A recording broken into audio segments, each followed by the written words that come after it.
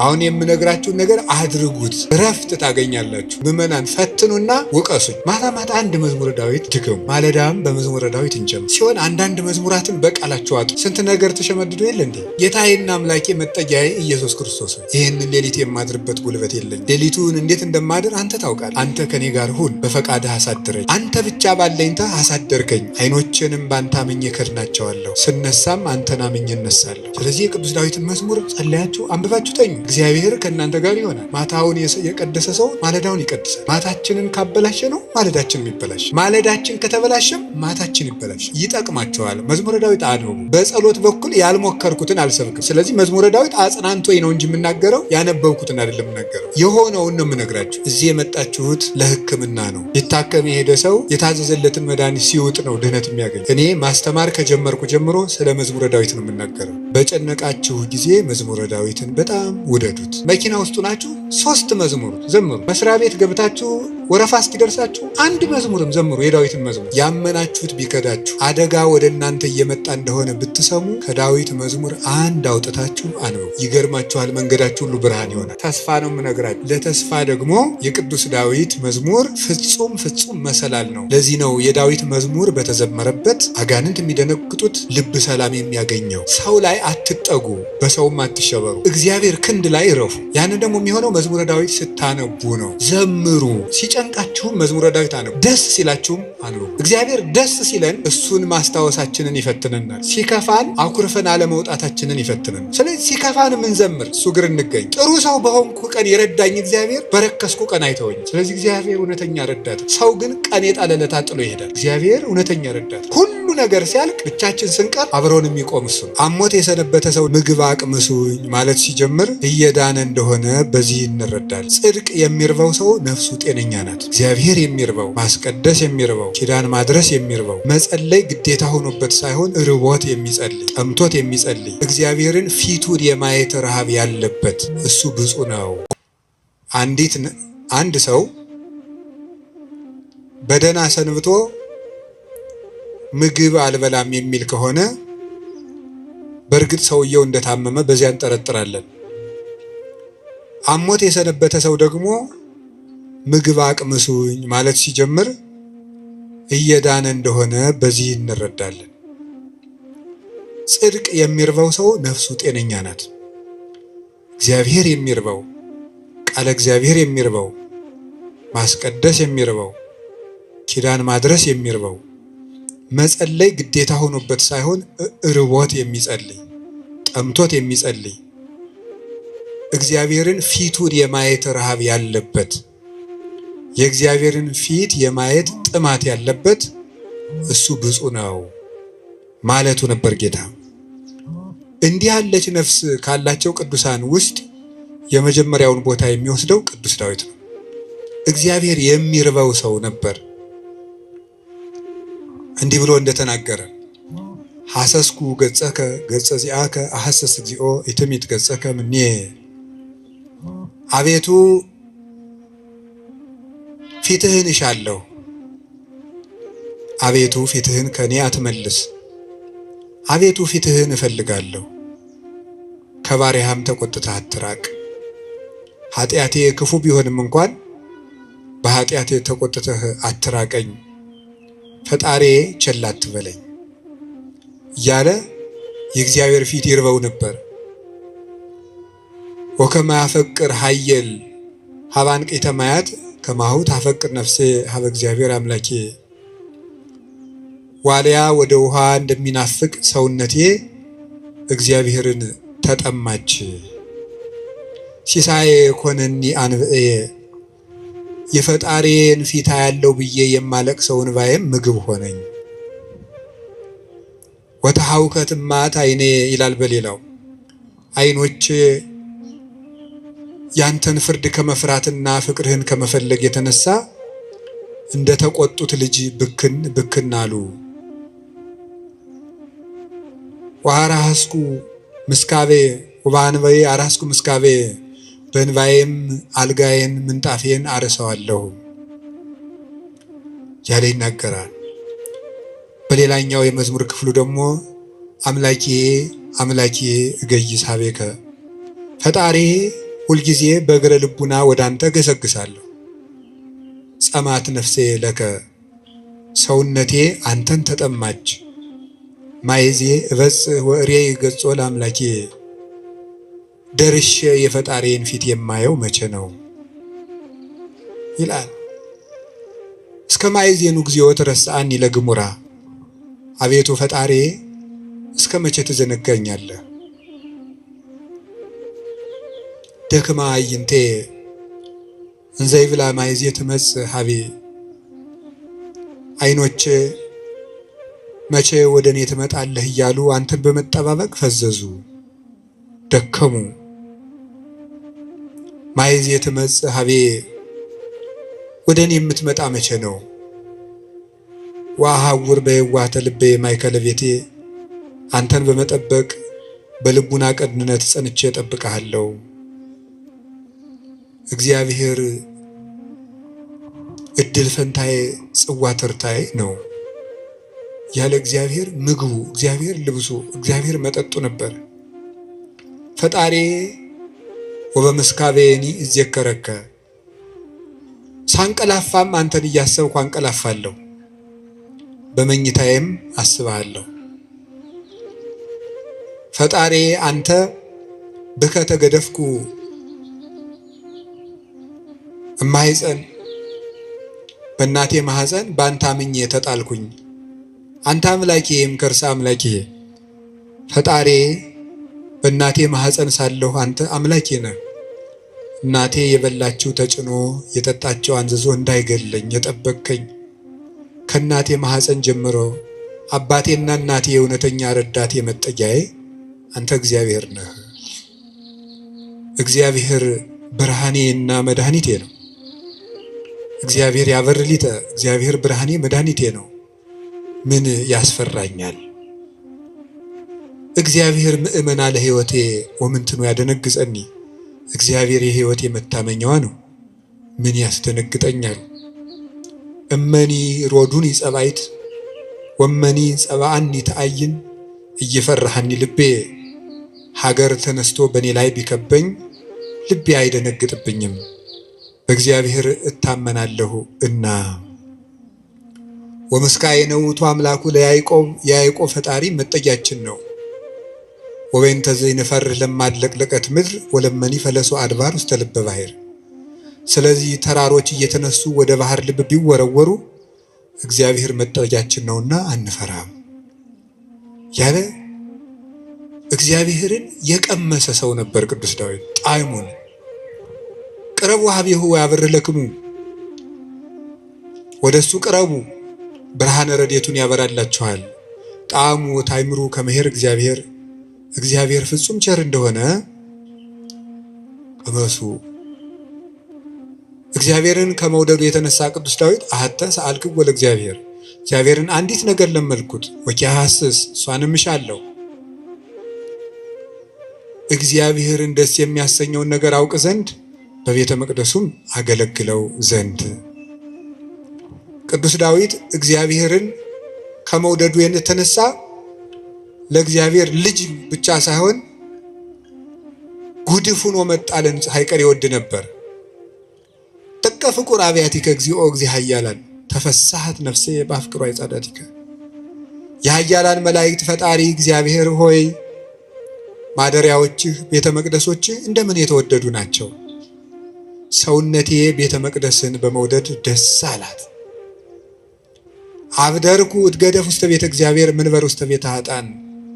በኃጥአን ድንኳን ቤት አዳራሽ ተመችቶኝ ከሚኖር በእግዚአብሔር ቤት ብጣል እንኳ ደስ ይለኛል ይላል ቅዱስ ዳዊት። እግዚአብሔርን አመስግኖ የማያልቅበት ነው። በተስፋ ባሕቲትከ አኅደርከኒ፣ በአንተ አለኝታ አንተ ብቻ ባለኝታ አሳደርከኝ። በአንተ አምኜ እሰክም ወነውም፣ ዓይኖቼንም በአንተ አምኜ እከድናቸዋለሁ። ስነሳም አንተን አምኜ እነሳለሁ እያለ ልቡን በእግዚአብሔር የጣለ እግዚአብሔርን የሚወድ ሰው፣ የእግዚአብሔር ልብ የፈሰሰለት ሰው ነበረ። እንደ አባት ሲቆጣው ብክን ብሎ የሚደነግጥ፣ በፍቅሩ የተነደፈ ርኅሩህ ጠላቶቹንም ስለ እግዚአብሔር ብሎ የሚወድ የጌታችን የኢየሱስ ክርስቶስ ወንጌል ምልክት የነበረ አባት ነው ቅዱስ ዳዊት። ለዚህ ነው የዳዊት መዝሙር በተዘመረበት አጋንንት የሚደነግጡት፣ ልብ ሰላም የሚያገኘው። ስለዚህ የተወደዳችሁ ምዕመናን በጨነቃችሁ ጊዜ መዝሙረ ዳዊትን በጣም ውደዱት። እኔ ማስተማር ከጀመርኩ ጀምሮ ስለ መዝሙረ ዳዊት ነው የምናገረው። ልክ እናንተ እንደምትጨነቁት እኛም እኮ ይጨንቀናል። እኛም የምንጨነቅበት ጊዜ አለ። እናንተ ኃጢአት እንደምትሰሩ እኛም እንሰራለን። በተጨነቅን ጊዜ ግን የምናርፈው ከዳዊት መዝሙር አንዱን በመዘመር ነው። እንዲያውም እናንተ ጥሮች ናችሁ፣ እድለኞች ናችሁ። እናንተ ቢጨንቃችሁ ወደ አንድ ቄስ ሄዳችሁ ትናዘዛላችሁ። ቄስ ሲጨንቀው ግን ወደ ማን ይሄዳል? ጳጳሱ ቢጨንቃቸው ከፓትርያርኩ ይሄዳሉ። ፓትርያርኩ ቢጨንቃቸው የት ይሄዳሉ? በወንበር መቀመጥ ዕዳ ነው። አባት መሆን ሌላውን አጽናንቶ ራስ መጽናኛ ደግሞ ይቸግራል። የዛን ጊዜ መጽናኛ የቅዱስ ዳዊት መዝሙር ነው። ያልሆነ ሰው ስልክ ቢደውልላችሁ ማለት ሰው ስልክ ደውሎ ቢያስፈራራችሁ፣ ሰው በስልክ ቢሰድባችሁ፣ ያመናችሁት ቢከዳችሁ፣ አደጋ ወደ እናንተ እየመጣ እንደሆነ ብትሰሙ ከዳዊት መዝሙር አንድ አውጥታችሁ አንብቡ። እዚህ የመጣችሁት ለሕክምና ነው እንጂ እንደ አሬዮስፋጎስ አደባባይ የሚባል አለ ግሪክ ውስጥ። ዛሬ ምን አዲስ ፍልስፍና ይነገር ይሆን ተብሎ ህዝቡ ሁሉ አዲስ ወሬ ለማዳመጥ የሚሄድበት ነው። ስለዚህ መምህር ገሌ ምን ይሰብክ ይሆን ብላችሁ መቼስ አልመጣችሁም። ከብዙ ስራችሁ ከጠበበ ሰዓታችሁ ምናልባትም አንዳንዶቻችሁ ለመኖር ከተቸገራችሁበት ሳንቲማችሁ በታክሲ አውጥታችሁ ነው የምትመጡት። ይህንን እረዳለሁ። እኔ አንዳንድ ጊዜ የገጠር ሰው ያሳዝነኛል፣ አንዳንድ ጊዜ የከተማ ሰው ያሳዝነኛል። የገጠር ሰው የሚያሳዝነኝ በሚያሳዝንበት ነው፣ ለእነሱ ነግራቸዋለሁ። የከተማ ሰው አንዳንድ ጊዜ የሚያሳዝነኝ ደግሞ በተለይ ታክሲ የሚሰልፍ ሰው ያሳዝነኛል። እውነቴን አይደለም ነግራቸው፣ አልዋሽም። ሰው ሲሰራ ውሎ ቤቱ ለመግባት ደግሞ ታክሲ ተሰልፎ ብር ይዞም ለካ ደግሞ መሄድ ያቅታል። ወረፋው ደግሞ 1 ሰዓት 2 ሰዓት ደግሞ ይፈጃል። እንደገና ሄዶ ምን ብሎ ታክሲውም ተወዷል አሉ። ከዛችሁ ግን ይሄ በታምር ነው ሰው የሚኖረው፣ በታምር ነው። ካልሰረቃችሁ በቀር በታምር ነው እየኖራችሁ ያላችሁ፣ አንዳንዱን ማለት ነው። እና በዚህ ሁሉ ነገር መሀል የመጣችሁት ለሕክምና ነው። ሊታከም የሄደ ሰው የታዘዘለትን መድኃኒት ሲውጥ ነው ድህነት የሚያገኘው። አሁን የምነግራችሁን ነገር አድርጉት፣ እረፍት ታገኛላችሁ። በተጨነቃችሁ ጊዜ ሞባይላችሁን ከፍታችሁ የሆነ ነገር ወደ ማዳመጥ አትሂዱ። መዝሙረ ዳዊት መኪና ያላችሁ ሰዎች ካላችሁ መኪናችሁ ውስጥ እቤት እንዳለው ሁሉ መኪናችሁ ውስጥ ራሱ አንዱን ችሎ የማይወርድ አንድ መዝሙረ ዳዊት ቢኖራችሁ ጥሩ ነው። የሆነ ወረፋ እንኳን እስከምትጠብቁ የነዳጅ ወረፋም ሊሆን ይችላል አላውቅም። መኪና ውስጥ ናችሁ 3 መዝሙር ዘምሩ። መስሪያ ቤት ገብታችሁ ወረፋ እስኪደርሳችሁ 1 መዝሙርም ዘምሩ፣ የዳዊትን መዝሙር። ይገርማችኋል፣ መንገዳችሁ ሁሉ ብርሃን ይሆናል። እውነቴን ነው የምነግራችሁ። መቼም ስብከት ድራማ አይደለም። በቅድስና ህይወታችን አባቶቻችን አንመስልም። በእውነት እኔ በግሌ ብዙ የጎደፉ ኃጢአቶች ይኖርብኛል። ግን በጸሎት በኩል ያልሞከርኩትን አልሰብክም። ስለዚህ መዝሙረ ዳዊት አጽናንቶኝ ነው እንጂ የምናገረው ያነበብኩትን አይደለም የምናገረው። የሆነውን ነው የምነግራችሁ። ይጠቅማቸዋል። መዝሙረ ዳዊት አንብቡ። ሰው ላይ አትጠጉ፣ በሰውም አትሸበሩ። እግዚአብሔር ክንድ ላይ እረፉ። ያንን ደግሞ የሚሆነው መዝሙረ ዳዊት ስታነቡ ነው። ዘምሩ። የዳዊት ሲጨንቃችሁም መዝሙረ ዳዊት አንቡ፣ ደስ ሲላችሁም አንብቡ። እግዚአብሔር ደስ ሲለን እሱን ማስታወሳችንን ይፈትነናል። ሲከፋን አኩርፈን አለመውጣታችንን ይፈትነናል። ስለዚህ ሲከፋን ምንዘምር እሱ እግር እንገኝ። ምንድነው ሴት በሚያስጨንቅ ስቃይ ተወልዳለች፣ ወልዳ ስትጨርስ ከባሏ እግር ትገኛለች ይላል አይደል? ኦሪት ዘፍጥረት ያለው አይደለም? በምጥ ወልደሽ በስቃይ ወልደሽ ፈቃድሽ ወደ ባልሽ ይሁን ያለ። በስቃይ ትወልዳለች፣ ወልዳ ስትጨርቅ ከባሏ ጋር ትውላለች። ይሄ ማለት አንዲት ነፍስ በመከራ ተጨንቃም ከሙሽራዋ ክርስቶስ እግር ነው መገኘት ያለበት። ትርጉሙ ይሄ ነው፣ መንፈሳዊ ትርጉሙ። የቅዱስ ዳዊት መዝሙር ደግሜ ነው የምነግራችሁ። አሁን ምናልባት እዚህ ቤተክርስቲያን ውስጥ ተመልሼ ብመጣና ባስተምር ሌላ ቀንም ስለ መዝሙረ ዳዊት ልናገር እችላለሁ። ቅዱስ ዮሐንስ አፈወርቅ ምን ይላል? ስብከት እንዳሻሽል ከፈለጋችሁ እናንተ ያለባችሁን ችግር አሻሽሉ ብሏል። እናንተ በተመሳሳይ ሁኔታ እየኖራችሁ ተመሳሳይ ርዕስ አትስበከን አትበሉኝ። ስለዚህ የእናንተ ህይወት መጀመሪያ የነገርኳችሁን ችግር ከለቀቀ አሁን ደግሞ አዲስ ስብከት ይዤ እመጣለሁ ይላል። ስለዚህ በዚህ ዘመን ሩቅ ነገር ምንድነው ቢባል ተስፋ ነው። ተቆጥቼ መስበክን ያውን እየተውኩ መጥቻለሁ። ኑሮ ተቆጥቶት ይሄ ሰው ጦርነት ተቆጥቶት ምን እናርገው ብዬ ዝም ብዬ ተስፋ ነው የምነግራችሁ። እና ለተስፋ ደግሞ የቅዱስ ዳዊት መዝሙር ፍጹም መሰላል ነው። ምዕመናን ፈትኑና ውቀሱኝ። ማታ አንድ መዝሙረ ዳዊት ድገሙ። ከመተኛታችሁ በፊት እንደው 1 ሰዓት 2 ሰዓት 3 ሰዓት በቃ ከስልካችሁ ፍሪ መሆን አለባችሁ። ስለዚህ መዝሙረ ዳዊት አንብቡ። እግዚአብሔር ከእናንተ ጋር ይሆናል። ቅዱስ መቃርስ ምን ይል ነበር? ጌታዬና አምላኬ መጠጊያዬ ኢየሱስ ክርስቶስ ሆይ ይህንን ሌሊት የማድርበት ጉልበት የለኝም። ሌሊቱን እንዴት እንደማድር አንተ ታውቃለህ። አንተ ከኔ ጋር ሁን፣ በፈቃድህ አሳድረኝ ብሎ ይጸልይ ነበር። ስለዚህ የቅዱስ ዳዊትን መዝሙር ጸልያችሁ አንብባችሁ ተኙ። ማለዳችሁን እግዚአብሔር ማታውን የቀደሰ ሰው ማለዳውን ይቀድሳል። ማታችንን ካበላሸ ነው ማለዳችን ይበላሽ። ማለዳችን ከተበላሸም ማታችን ይበላሻል። ማለዳም በመዝሙረ ዳዊት እንጀምር ሲሆን አንዳንድ መዝሙራትን በቃላቸው አጥኑ። ስንት ነገር ተሸመድዶ የለ እንዴ? ሐሜት እኮ አሁን ስንት ሰው ያውቃል። ሰው እኔ እንደው አንዳንድ ጊዜ ይገርመኛል። ሰው ወሬ እንዴት አድርጎ እንደሚይዝና ቃለ እግዚአብሔር አጥና ሲሉት ግን ወራ ይዘው ሐሜት ግን በ5 ደቂቃ ስንት ሐሜት ይሸመድዳል።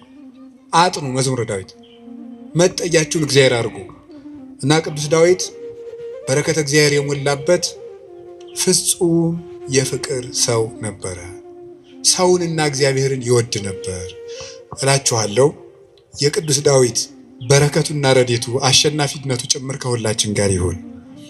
ቅዱስ ዳዊት ጠላቶቹ ሁሉ ተሸንፈውለት እረፍት ካገኘ በኋላ የዘመረው መዝሙር ነው ይባላል።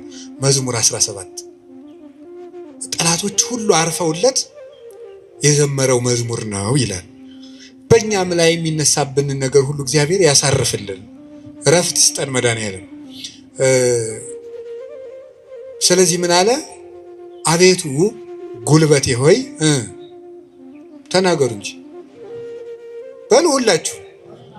እኔን መሰላችሁ እንደ እግዚአብሔርን እኮ ነው በሉ። እሺ አቤቱ ጉልበቴ ሆይ በሉ። እሺ ማን ነው እንደዛ የሚለው? እግዚአብሔር። በጣም የሚያስደንቅ ነገር ነው።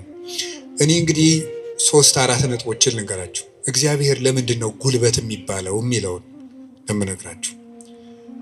አፈቅረክ እግዚኦ በኃይሌ ኃይልን ስላደረክልኝ አመሰግናለሁ ነው የሚለው። ኃይልን ስላደረክልኝ አመሰግናለሁ። ግዕዙ እንደዛ ብሎ ይፈታዋል። አንድም ስላደረክልኝ ኃይል አመሰግናለሁ፣ አንድም ኃይልን የምታደርግልኝ ነህና አመሰግናለሁ። ያለፈውንም የሚመጣውን እስካሁን ኃይልን ስላደረክልኝ አመሰግናለሁ፣ ነገም ኃይልን ስለምታደርግልኝ ቀድሜ አመሰግናለሁ። ሲናገር እግዚአብሔር ኃይልየ ወፀወኔ ወመዳኔ እግዚአብሔር ኃይሌ፣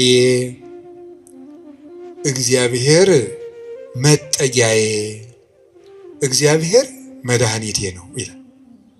እግዚአብሔር ኃይሌ ነው፣ እግዚአብሔር መጠጊያዬ አምባዬ ነው፣ እግዚአብሔር መድኃኒቴ ነው። ሊቃውንት ሲፈቱት እግዚአብሔር ብዋጋ ማሸነፊያዬ ጋሻዬ፣ ብሸሽ መጠጊያዬ ነው ይላል። ሰልፍ በመጣ ጊዜ ድል የምነሳበት እሱ ነው፣ በሸሸው ጊዜ የማመልጥበት መጠጊያ እሱ ነው፣ የሚያድነኝም እሱ ነው የሚለውን ሊቃውንት ሲተረጉሙት የማያድን አምባ አለና ይላሉ። የማያድን አምባ አለና እግዚአብሔር ግን የሚያድን አምባ ነው ይላል። ብዙ ሰዎች የተጠጉበት አምባ ሁሉ አላዳናቸውም። አይታችሁ እንደሆነ ማለት ነው። እየሰማችሁ ነው? አዎ፣ የተጠጉበት አምባ ሁሉ አላዳናቸውም። እንዲያው ብዙ ሰዎችን ሰው ሲያሰቃዩ የነበሩ ነገስታትን ሁሉ አንዳንድ ጊዜ ነገስታትን፣ ኃያላን ሰዎች፣ ንፉግ ባለጸጎች፣ እነዚያን ሁሉ ታሪክ እንደ ቁጭ ብዬ ሳስበው ብዙዎቹ ያ ነገራቸው እንዳጠፋቸው ነው የምታዩት። ጉድጓድ ውስጥ ከተማ ሰርተው የሚኖሩትን ሁሉ መርምሮ አውጥቶ አንጠልጥሎ የሚገል ጥሎባቸዋል። ሁሉንም ማለት ነው። የማያድን አምባ አለና 100 ኪሎ ሜትር የምድር ውስጥ ከተማ ቢሰራ አንድ ሰው አይድንም። እግዚአብሔር ፊት ከሆነ ግን መሃል ላይ እዚህ መሃል ከተማ ላይ ምንም አይሆንም። በህዝብ መሃል ተሰውሮ ምንም አይሆንም። አቡነ ገብረ መንፈስ ቅዱስን አንዱ መነኩሴ ሂድና ጾም እንዲህ ያለ ቤተክርስቲያን ቅዳሴ ቀድሰን አሉት። አይ እንዴት አድርጎ ይሆናል? መነኩሴው በአብይ ጾም ከተማ ለከተማ እየዞረ ይሉኛል አሉ።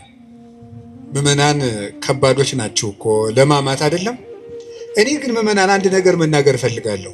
እሱ ምንድን ነው? እኔ አሁን እግዚአብሔር ጸሎታችን አልሰማን ያለ የሚመስለን በካህናት ላይ ያላችሁ እምነት እየቀነሰ ስለመጣ ነው። እውነት ነው፣ እኛ ኃጢአት እንሰራለን። ግን ኃጢአታችን ለራሳችን ትታችሁት እናንተ በእግዚአብሔር ብታምኑ ትጠቀሙ ነበር። ግን ነውር ለቃሚ ሆናችኋል። ከዚያ የተነሳ አትጠቀሙ። ጉልበታችን መምጣት ያለበት ወደ እግዚአብሔር ነው። እንድንጠቀም መጠጊያ ማድረግ ያለብን እግዚአብሔርን ነው። የዘመን ጉዳይ እንጂ ማንም ሰው ከእግዚአብሔር ተለይቶ የተጠጋበት አምባ ሁሉ አይረባውም፣ አይጠቅመው። ከእግዚአብሔር የተጠጋ ግን ይኸው ኤልዛቤልን ታውቋታላችሁ አይደለም? ናቡቴን እንደዚህ አድርጋ አስገድላ፣ እሷ ግን በግንብ የተሰራ ምርጥ ቤት በዘመኑ ድንጋይ ተወርሮ የማይፈነቅለው ቤት በሙሉ ሰርታ፣ ሰረገላ የማይገባበት ቤት ፈርሳ፣ በጦር የማይወጋ ቤት ሰርታ፣ ይገርማችኋል፣ ገለው አውጥተው በመስኮት ነው እንደውም ጎትተው የጣሏት። ደሟንም ውሻ ነው የላሰው። መጽሐፍ ቅዱስ ይናገራል። የሚያድን አምባ እግዚአብሔር ነው።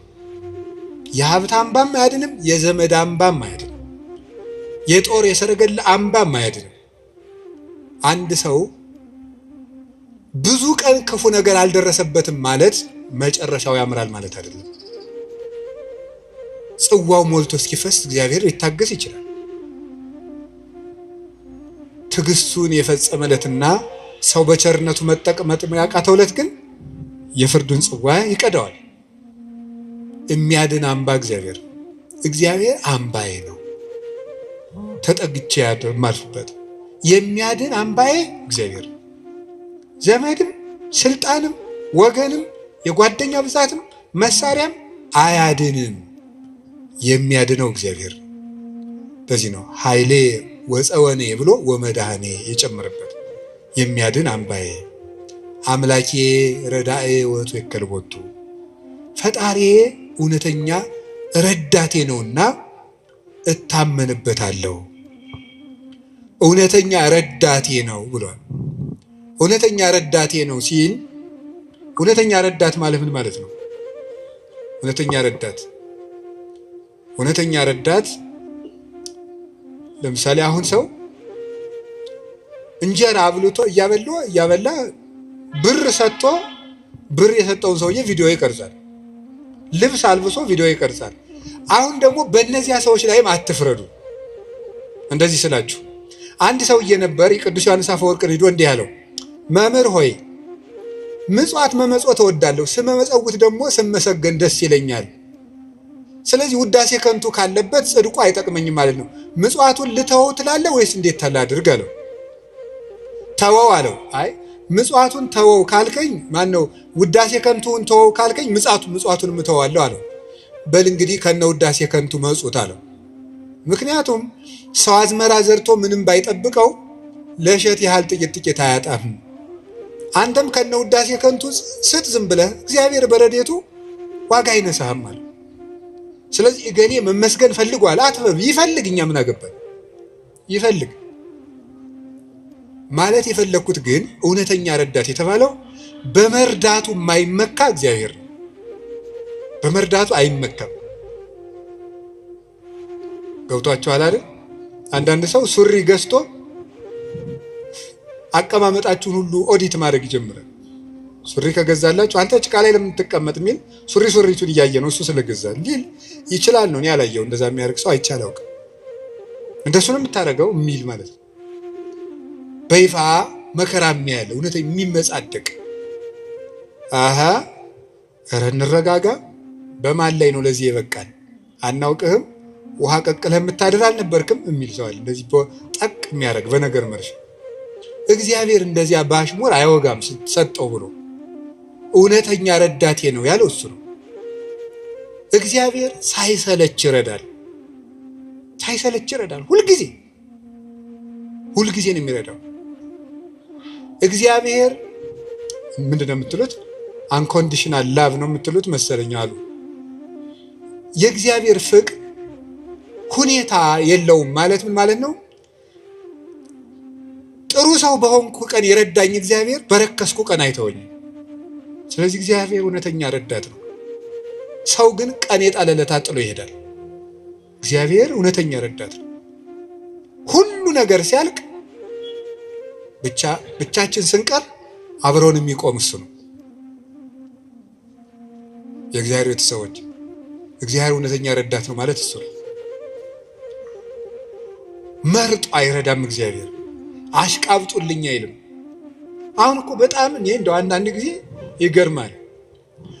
አሁን ለምሳሌ ለቤተ ክርስቲያን እንኳን ሰው ስራ ለመስራት ትሪትመንት ይፈልጋል። እንዲህ ይባላል እኒያት ወገሌ በእውነቱ ለዚህ ቤተክርስቲያን ዋና ቀኝ እጅ ናቸው ካልተባለ ደስ አይለውም ሰው። ይሁን እኔ እንግዲህ የዚህን ደብር አላልኩም፣ ኦል ኦቨር ዘ ወርልድ ነው። ገብታችኋል አይደለም? የዚህን ደብር ማለት ሳይሆን በቃ በአጠቃላይ ሰው ነው፣ ሰው እኔንም ጨምሮ ማለት ትሪትመንት በቃ ኮሚኒኬሽኗ ካላማረች ወይ አለቃው ወይ ሰባኪው ወይ መምህሩ ገብረ ስላሴ ወለተ ስላሴ መጣችሁልን አልተባለ አይሆን። እግዚአብሔር እንደዚያ አይደለም። አሁን ዝም ብለህ መጥተህ እግዚአብሔር ሆይ ሳንል ዝም ብለን እንዲሁ ቆም ምብንል ይሰማል፣ ልብን ያዳምጣል እግዚአብሔር። እለተሰምዑ ለሆሳሰ ልብ። ቆይ በኋላ የኔታ ይሉላቸዋል መላከ ገነት። እኔ በዚህ በጩኸቱ ዓለም ስለሌለውበት እሳቸው ይሉልናል። ይሄ መልካ ሕማማትና በጣም ደስ ይለኛል። ስለ ስላሴ የሚነገር ነውና እለተሰምዑ ለሆሳሰ ልብ። ደስ ሲል ስላሴ የልብን ሹክሹክታ የሚሰሙ የልብን አፍን አይተው ሳይሆን ነገር አሳምሮ ተናግሮ። እኛ እኮ ኮሚኒኬሽን ስኪል ተብሎ ኮርስ እየተሰጠን ነው። ሰው የሚወድልህ ወግ እንዴት አድርገህ ታዋጋለህ ነው ጨዋታው። መከራ አድርገህ ማዳመጥ አንዱ ስኪል ነው ምናምን። የሰዎችን ጥቅም አስቀድም፣ ምንትስ እንደዚህ በል፣ የቃላት ምርጫ ይኑርህ። እግዚአብሔር እንደዚያ ሳይል ጥሩ አድርገው ተናገሩ። ፍልስፍና ተምረዋል፣ ዲግሪ ያላቸው አነጋገር ይችላሉ። መግቢያው እንዴት ነው? ሀተታውሳ ኮንክሉዥኑ ጥሩ ነው አይልም። እግዚአብሔር ልብን ይሰማል። ልብን የሚሰማ እግዚአብሔር ነው። ሐና የሳሙኤል እናት ሐና ምንም እኮ ነገር አላለችም። በልቧ ነበር የምታተኮትኩ። እግዚአብሔር የልቧን ይሰማት። እግዚአብሔር የልቧን ይሰማት። ሌሎችም እና እግዚአብሔር ልብን ያያል፣ ሰው ፊትን ያያል የተባለ ለዚህ አንዳንድ ጊዜ እውነቴን ነው የምነግራችሁ፣ መታችሁ የምትሉት ከጠፋችሁ ብትችሉ ዝም ብላችሁ የአባታችሁ ቤት አይደል ቁሙ፣ ዝም ብላችሁ እዚህ ገብታችሁ ራሱ አንዳንድ ጊዜ ጭንቀት ይበዛና ቃላት ያጥርና ኃጢአት ይደራረብና አፍን መክፈት ያቅታል። ገብቶ ዝም ብሎ ቢቻል ማልቀስ ጥሩ ነው። እግዚአብሔር ከሺህ ቃላት አንድ ዘላላ እንባን ይወዳል። እዚህ ገብቶ ማልቀስ እና እግዚአብሔር እውነተኛ ረዳቴ ነው። ወረት የሌለው ትናንት ረድቶ ዛሬ ችል የማይል አፍ ላይ የሌለው በሌላ ፍቅር የማይወሰድ ወዳጅ የማይለውጥ ስንለወጥ የማይለወጥ አባት እግዚአብሔር ነው። ደግሞ የማይደክመው የማይሰለች ለሁሉም የሚበቃ አባት እግዚአብሔር ነው። እኔ ለምሳሌ አሁን እንዳንድ የቤተ ክርስቲያን መነኩሴ አሁን ለምሳሌ 3 ሰዎች ሊያነጋግሩ ቢፈልጉ 3 ሰዎች እንዳነጋገርኩ መሽቷል ደህና ደሩ ቤት እግዚአብሔር ይሄን ሁሉ ሰው በአንድ ጊዜ ይሰማል። አዲያ እውነተኛ ረዳት አይደለም ነው። አንድ የቤተ ክርስቲያን አባት በጣም ትልቅ ሰው ቢሆን ሁል ጊዜ ከሌሊቱ 6 ሰዓት ብትደውሉበት አንተ ስራ የለም ስራ አትይዝም በዚህ ሰዓት ይደወላል ሊሉ አይችሉም ይላሉ። እግዚአብሔር መንፈቀ ሌሊት ብንጠራው አለ። እግዚአብሔር ሊነጋ ሲል ብንጠራው አለ። እግዚአብሔር የትም ሆነን ብንጠራው አለ። ገደል ውስጥ ብንጠራው አለ። የረከሰ ቤት ውስጥ ሆነን ብንሰራው ምንድነው ሌሊት በምንጣፌ ላይ ሳለው ነፍሴ የወደደችውን ፈለግኩት ይላል መኃልየ ሰሎሞን ላይ። እና ይሄን ምንጣፍ የሚለውን ሊቃውንት ሲተረጉሙ ይላሉ በኃጢአት አልጋ ውስጥ ተዘፍቄ ሳለው ፈጣሪዬን አሰብኩት። ውድቀት ውስጥ ሆነን ብንጠራው እግዚአብሔር ይሰማል። እግዚአብሔር እውነተኛ ረዳቴ ነው ያለው ለዚህ ነው። ምእመኔ ወቀርነ ሕይወቴ፣ የምታመንበት የሕይወቴ መመከቻ ቀንድ እግዚአብሔር ነው። ሶበ ጽዋዕክዎ ለእግዚአብሔር እድኅንም ጸርየ፣ ፈጣሪ እግዚአብሔርን በጠራሁት ጊዜ ከጠላቶቼ እድናለሁ። ይህንን ይዞ ሰሎሞን የእግዚአብሔር ስም የጸና ግንብ ነው ይላል። መጠጊያ የእግዚአብሔር ስም ነው። የእግዚአብሔር ስም ሲጠራ እግዚአብሔር የሚል ስም ሲጠራ ምድርና ሰማያት ይደነግጣሉ። ኢየሱስ የሚል ስም ሲጠራ ምድርና ሰማያት ይደነግጣሉ። ፊልጵስዩስ ምዕራፍ 2 ላይ አለላችሁ ከመ ስሙ ለእግዚእነ ኢየሱስ ክርስቶስ ይስግድ ኩሉ ብርክ ዘውስተ ሰማይ ወዘውስተ ምድር ወዘበታሕተ ያለ ምድር። ለኢየሱስ ክርስቶስ ስም በሰማይና በምድር ከሰማይ በላይና ከምድር በታች ያለ ጉልበት ሁሉ ሊንበረከክ ይገባል። ለአንድ መነኩሴ ገዳም ሲገባ ከሚሰጠው ትምህርት አንዱ የኢየሱስ ክርስቶስን ስም መላልሰ መጥራትን አታቋርጥ ነው የሚባለው። የኢየሱስ ክርስቶስን ስም ኢየሱስ ክርስቶስ ጌታዬ ኢየሱስ ክርስቶስ ወይ ማረኝ ብዙ ቀን እናገራለሁ። እንዲህ ኢየሱስ ክርስቶስ የሚለው ስም ዝም ብሎ የሚቀር ስም አይደለም። ዲያብሎስ የሚፈራው ኢየሱስ የሚለውን ገና ሳይጨርሰው ቅዱስ እንጦንስ ነበር የከበቡት አጋንንት የተበተኑት። በገድለ ቅዱስ እንጦንስ እንደተጻፈ ክርስቶስ ኢየሱስ አማኑኤል እግዚአብሔር ብሎ መጥራት ዝም ብሎ አይደለም። በፍቅር ጥሩት፣ ጉልበት ይሆናቸዋል። ስለዚህ ጉልበቴ ሆይ እወድሃለሁ ያለው ከዚህ የተነሳ